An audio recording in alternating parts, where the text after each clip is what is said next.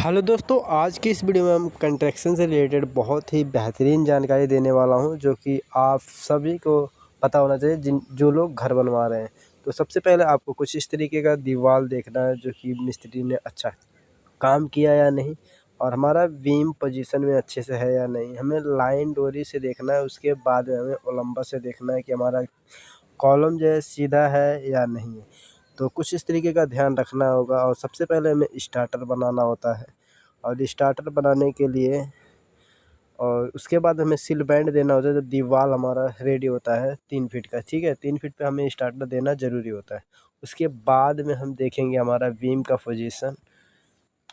Position हमेशा पहले मैं चाहता हूँ कि हमेशा आप अपना बीम पहले बीम ही खड़ा करें, उसके बाद में दीवार चलाएं। कुछ इस तरीके का हमारा बीम रेडी हो रहा है, और उसके बाद में हमारा कुछ इस तरीके का बीम रेडी होने के बाद में हमारा दीवार चलेगा। दीवार उस तरीके से जो कि हमने अगले आपको कुछ पहले ही बता दिया है।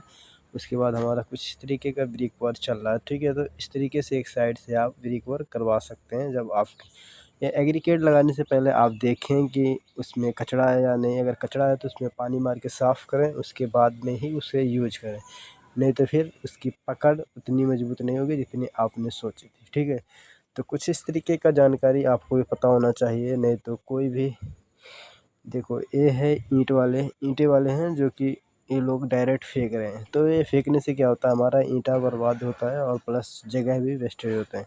तो इसीलिए इनसे कहा जाए कि आप अपना ईंटा अच्छे से लगाओ, क्योंकि वहाँ पे हमने पैसा दे के आए, फ्री में तो नहीं ला के फेंक रहे हैं। ठीक है, तो कुछ इस तरीके से आपको बोलना है, और वो लोग सही करके देते हैं। और कुछ इस तरीके से पानी से भिगा देना है बढ़िया से अपने ईंटे को, उसके बाद में ही दीवार पे अप्लाई करवाना है।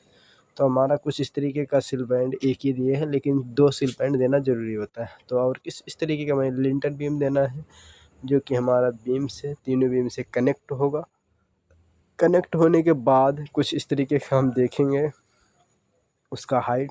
कुछ इस तरीके का हमें देखने को मिलेगा कि इस तरीके से हमारा रेडी हो चुका है। और उसके बाद में हमारा होगा सेंटरिंग का काम। तो सेंटरिंग का काम हमें देखने के लिए कुछ इस तरीके के लोग सेंटरिंग करेंगे, और वहाँ पर हमें बताना होगा कि हमें 9 इंची चाहिए या 6 इंची चाहिए। तो ज़्यादातर लोग 6 इंची ही पे मान जाते हैं, लेकिन मैंने कहा कि भाई मेरा 9 इंची चाहिए, तो वो लोग 9 इंची करके दे दिए। तो कुछ इस तरीके का आपको ध्यान से देखना है कि और जो सरिया बिछाने वाले होते हैं उनको भी बहुत जल्दी होता है, इसीलिए वो चाहते हैं कि आप 9 इंची 10 इंची पे रिंग बांधा जाए और जल्दी से उनका काम ख़त्म हो जाए।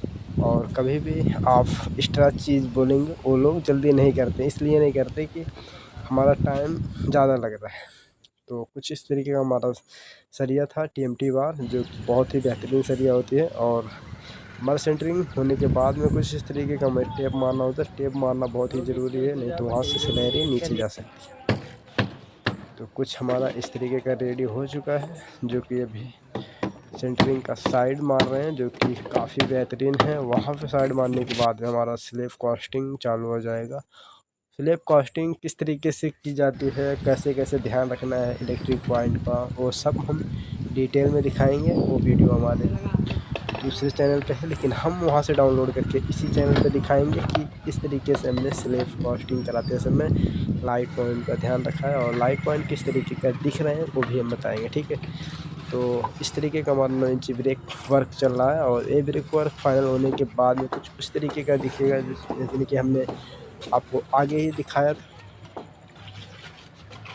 इस तरीके का होने के बाद आप फाइनली अपने स्लैब को कुछ इस तरीके से सेंटरिंग करवा सकते हैं। बाद में ये हमने यहाँ पे रिंग कौन सा प्रोवाइड किया है, सबसे पहले हमने 8 mm का रिंग प्रोवाइड किया। उस पर नाम होना चाहिए किस कंपनी का हमने लोहा लगाया है, और इससे कम रिंग नहीं लगाना चाहिए, क्योंकि इससे कम रिंग लगाएंगे तो अच्छा नहीं होता है। इसके लिए आप ध्यान से रखें और अपने आप को